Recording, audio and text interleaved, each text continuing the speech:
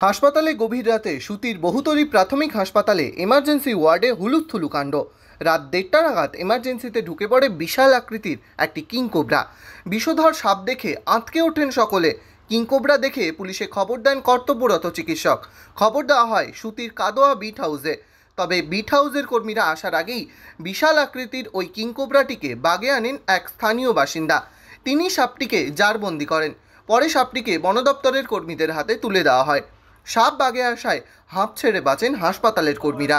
বহুতলী অঞ্চল সভাপতি রাজেন এবং রাজু ভাই, এদেরকেও আমি বলি, এরাও সকলে মিলে আসেন এবং আমি সত্যিই খুব আশ্চর্য এবং সাহস দেখে আমাদের এখানকার রাজু ভাইয়ের, যে একাই নিজের চেষ্টায় প্রচণ্ড সাহস দেখিয়ে আমাদেরকে এই বিপদ থেকে উনি নিজে হাতে এই কিংকোবরাটিকে অসম্ভব এক দক্ষতা এবং ক্ষিপ্রতার সাথে এই সাপটিকে উনি সুস্থভাবে একটি কন্টেনারের মধ্যে, ওয়াটার কন্টেনারের মধ্যে উনি এটাকে ধরে নেন এবং ধরার পরে উনি আমাদেরকে ভয়মুক্ত করেন।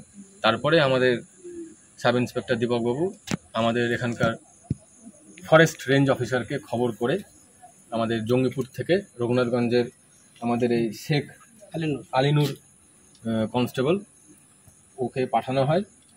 সকলের উপস্থিতিতে আমরা এই বিষধর বহুমূল্য সরীসৃপ প্রাণীটি প্রশাসনের উপস্থিতিতে আজকে ফরেস্ট রেঞ্জ অফিসারের হাতে আমরা এটাকে তুলে দিচ্ছি।